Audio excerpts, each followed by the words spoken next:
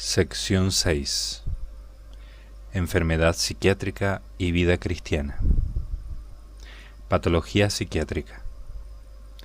Bioenfermedades, psicoenfermedades, mnemoenfermedades. Aunque ya antes en dos cuestiones he abordado el tema de la psiquiatría, en una cuestión en relación al demonio y en otra en relación al poseso, ahora acabada toda la obra he visto la utilidad de decir algunas cosas más en relación a la vida cristiana. No creo que sea muy necesario insistir en que una cosa es la enfermedad mental y otra distinta a la vida espiritual. Uno puede ser una persona muy religiosa y sin embargo sufrir una enfermedad mental, una enfermedad mental. Uno puede llegar a ser un santo y a pesar de ello comenzar a sufrir una patología psiquiátrica, o incluso santificarse en la enfermedad, dejando claro, por tanto, desde el principio, la diferencia que hay entre la mente y el espíritu. Quiero al mismo tiempo profundizar algo más en la relación tan íntima que existe entre la vida espiritual y la salud mental. La vida espiritual cristiana influye del modo más benéfico que nos podamos imaginar sobre la salud mental. La obediencia a los 10 mandamientos, la sumisión de la voluntad a las mortificaciones que la Iglesia ha dispuesto para sus fieles, la práctica de la mortificación y de la penitencia suponen una verdadera escuela de fortalecimiento de la voluntad. La voluntad se fortalece, se acostumbra a imponerse sobre los movimientos desordenados que subyacen en todo ser humano. Esas pasiones desordenadas, abandonadas a sí mismas, sin una voluntad que las controle, son la semilla de pulsiones que pueden arrastrar a la psique a verdaderas patologías que con el tiempo se vuelven incontrolables. En el momento que los enfermos llegan al despacho del psiquiatra, esas pulsiones sí que son fuerzas ya ingobernables para el sujeto que las padece. Esa es la razón de que el que las sufre pida ayuda al médico. La imposibilidad de un dominio. Pero al principio, años antes, sí que en la mayor parte de los casos, esas mismas pulsiones, antes de llegar a serlo, habían sido tendencias controlables a través del consejo del sacerdote en el confesionario y de la acción de la gracia del sacramento del perdón. Todos los sacerdotes que ejercemos el sagrado ministerio de la confesión sabemos que hay penitentes que si durante años y años no hicieran continuos actos de arrepentimiento, si no estuviera la voluntad de ellos conteniendo día tras día esas bajas inclinaciones, si se abandonaran a esos instintos, esas pasiones se transformarían en fuerzas destructoras de la persona en la que radican. Pero gracias al esfuerzo y a la acción de la gracia, lo que con el tiempo se hubiera transformado en una fuerza obsesiva, se queda en una mera tendencia contra la que el sujeto lucha semana tras semana. Teniendo la impresión de no avanzar, de no vencer, desmoralizándose a veces, pero inconsciente de lo que hubiera sido su futuro sin ese esfuerzo y esa lucha. Muy por el contrario de lo que afirma una buena parte de los psiquiatras, la represión de las pasiones no es fuente de enfermedad, sino el medio por el que se fortalece la voluntad. La voluntad, como un músculo, debe ser robustecida y consolidada a través de repetición de actos en todo ser humano. Las pasiones, cualquiera de ellas, y muy especialmente la sexual, sin control, se transforman en fuente creciente de insatisfacción. La insatisfacción no nace de la represión, sino de la pasión. Uno podría pensar que cuanto más satisfagamos una pulsión, más aquietado quedará ese apetito. Pues no, todo lo contrario. Cuanto más exacerbado e incontrolado sea un impulso, mayor será la insatisfacción, con independencia de que ese impulso obtenga más o menos veces la consecución de sus fines. Eso será indiferente. Cuanta mayor es la pasión, mayor es la insatisfacción. Por ejemplo, cuantas más medidas de seguridad toma un paciente con pánico a las arañas, más miedo siente a ellas. La insatisfacción de haber logrado una seguridad aceptable está en relación directa y proporcional a las medidas que tome. Cuantos más medios disponga para protegerse de las arañas, más insatisfecho estará de su seguridad. Cuanto más ceda a esa pulsión, más aumentará esa insatisfacción. Por mentar otro campo,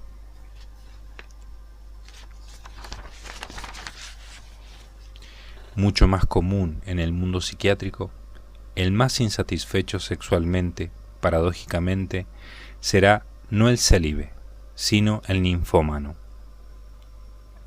Este mismo mecanismo de la psique se puede trasladar a todo tipo de pulsiones, desde el desaforado impulso de proteger en el síndrome de Munchausen por poderes, al impulso de huir de determinados espacios en la agorafobia o al impulso a satisfacer las fantasías sexuales de dominación, pues la aparentemente más inofensiva pasión, miedo o impulso es una semilla de desequilibrio sin una voluntad que la controle.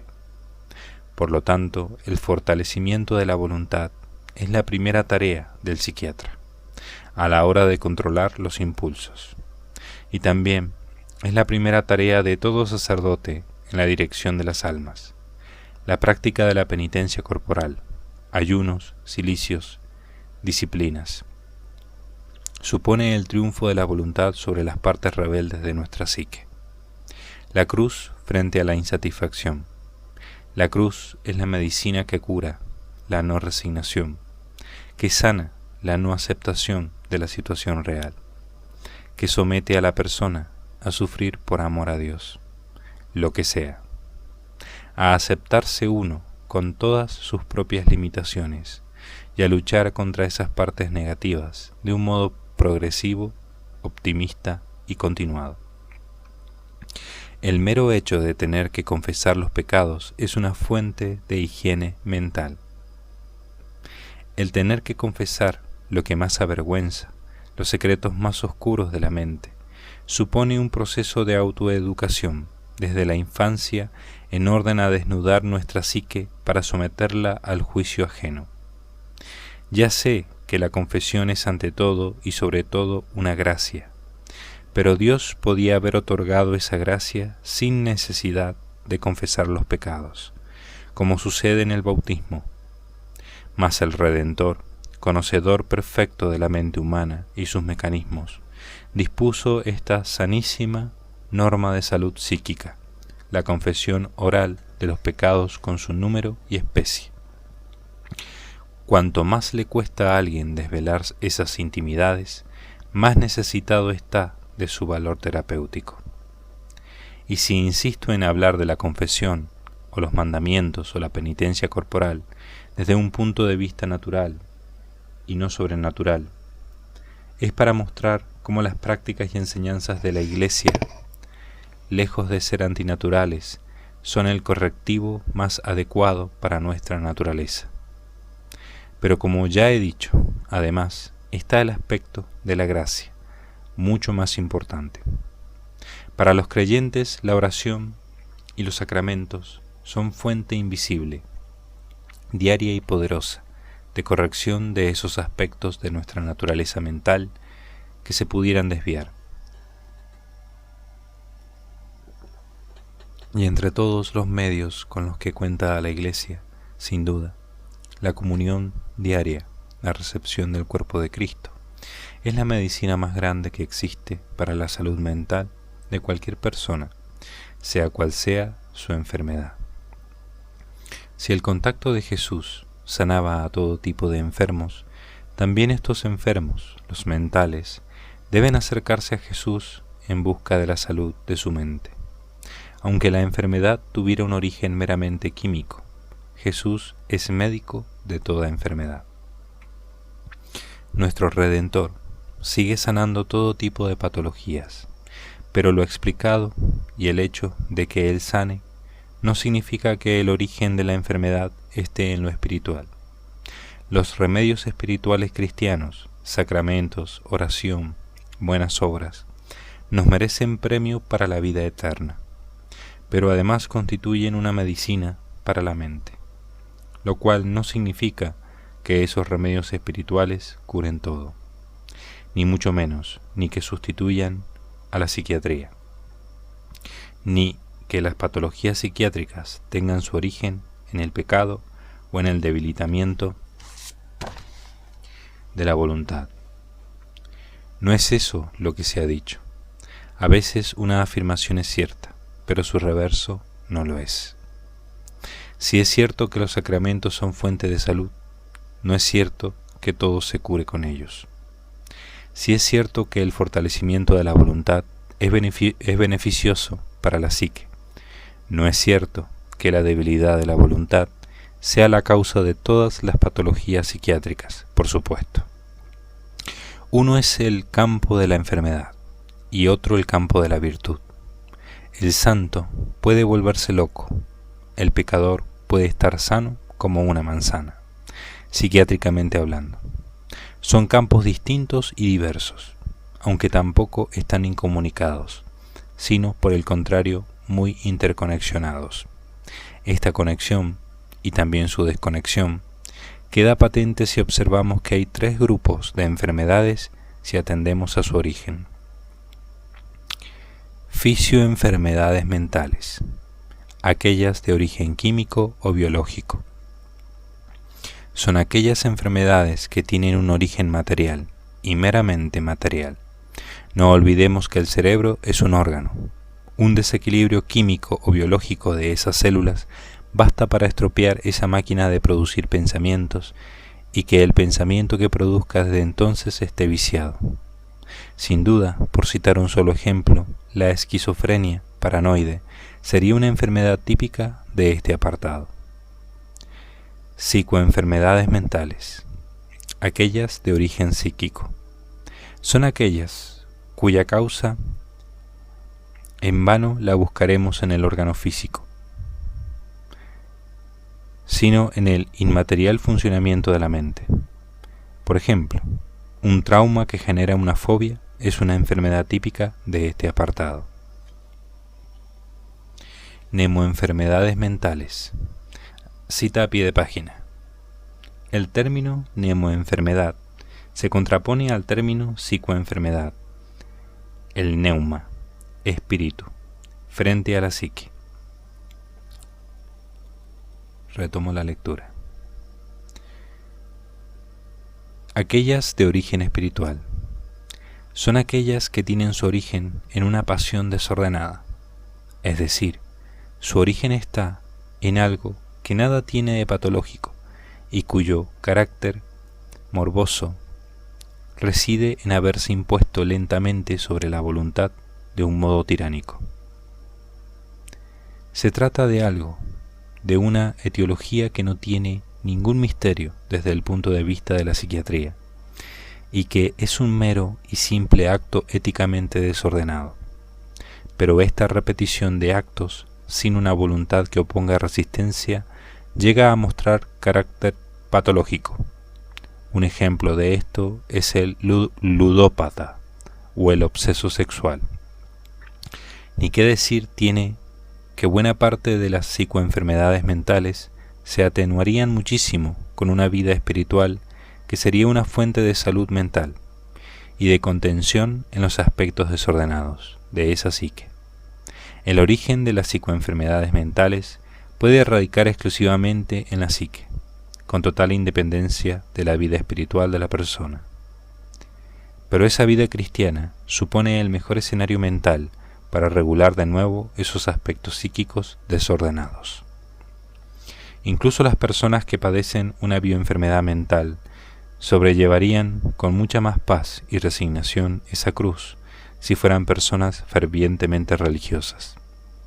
Por ejemplo, un paranoico, aun delirando, podrá recurrir al apoyo de un Dios Padre que le protege frente al enemigo que está conspirando. Incluso el esquizofrénico frente a la imagen alucinatoria de una serpiente suelta en su casa podrá recurrir a la idea confortadora de una plegaria a la Virgen María que le protegerá.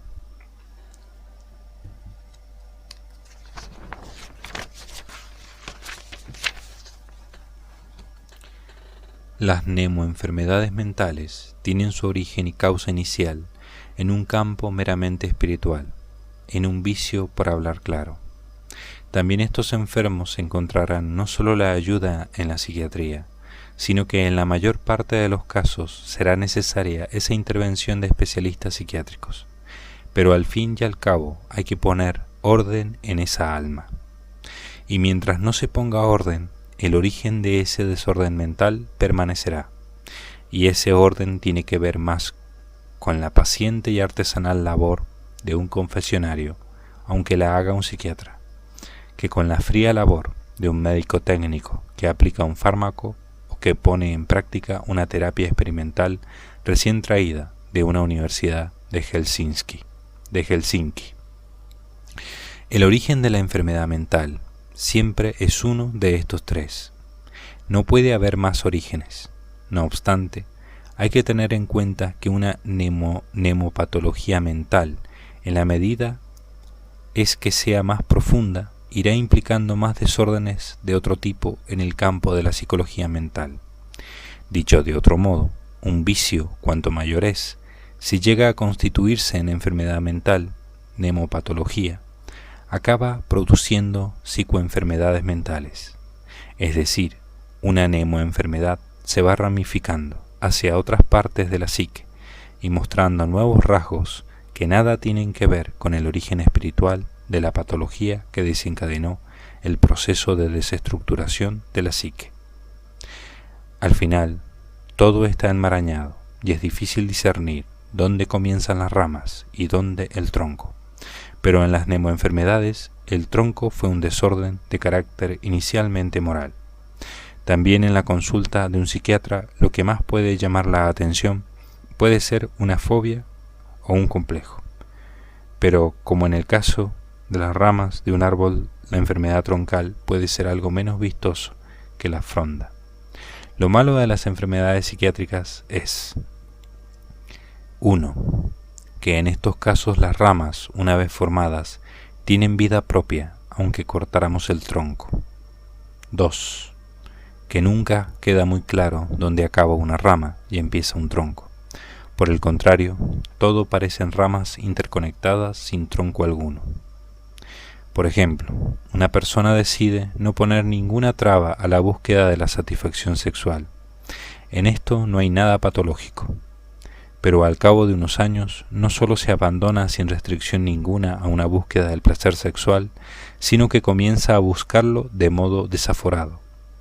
En un tercer paso, esa búsqueda del placer le lleva a buscar objetos cada vez más extraños que sacien ese ansia.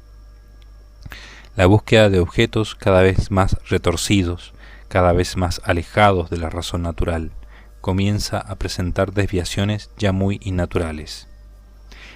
Esas desviaciones van comprometiendo otros ámbitos de contención moral.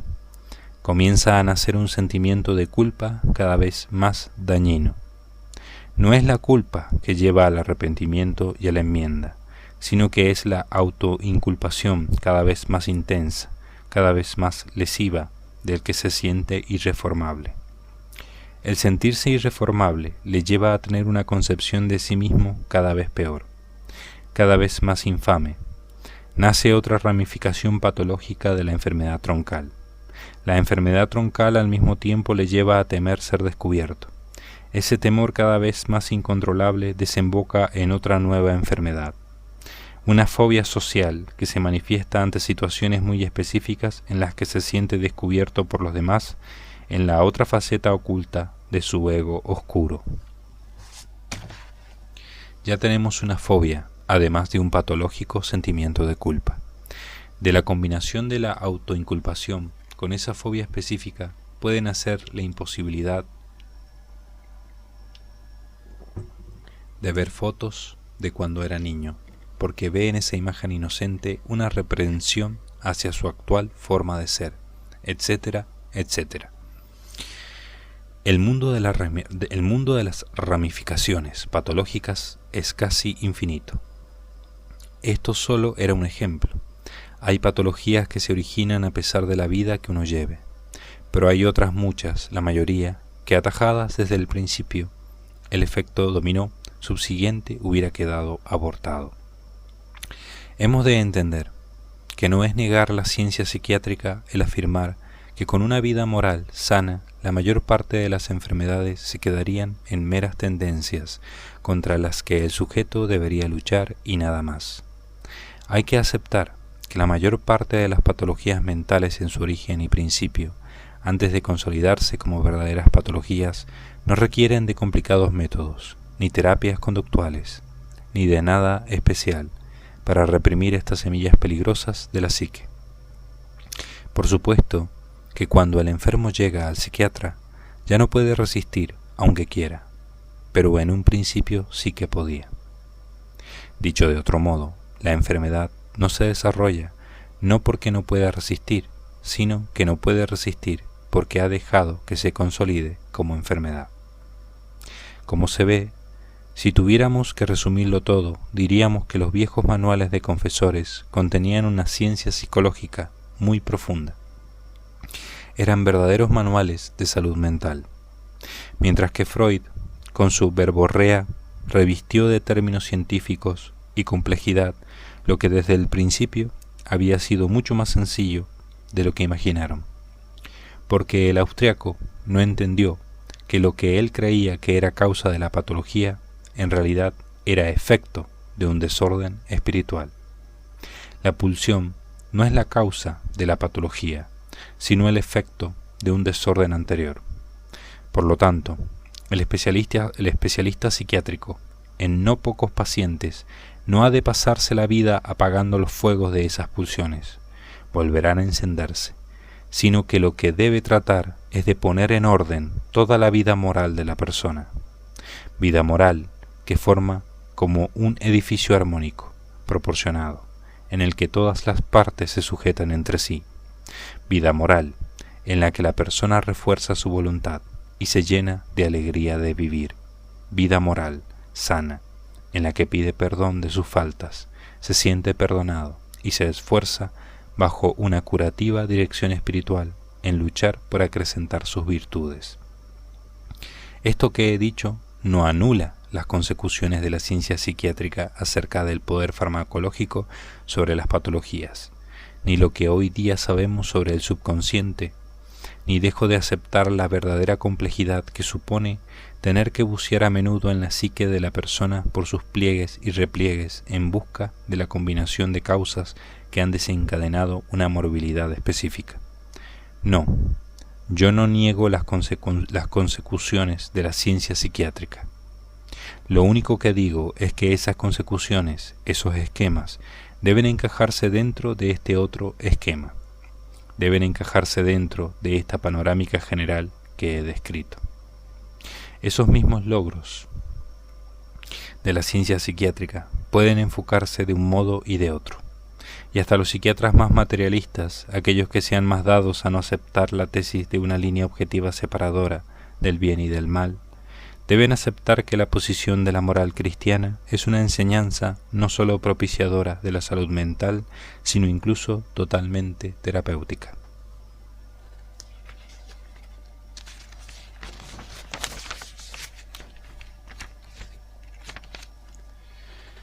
Por hablar de un modo más concreto, a mí, que recibo muchos casos de supuestos posesos, cuando me llega un caso de esquizofrenia paranoide, le digo claramente y sin ambajes, que ningún tipo que debe, sin ambajes de ningún tipo, que debe que ir al psiquiatra, que la solución a su caso debe esperarla en el campo médico, pero al mismo tiempo que les explico que es necesario que continúen tomando sus medicinas, también les recomiendo que ellos mismos oren y den principio a una vida más cristiana, y acto seguido les doy consejos prácticos y concretos de qué hacer para empezar esa vida religiosa.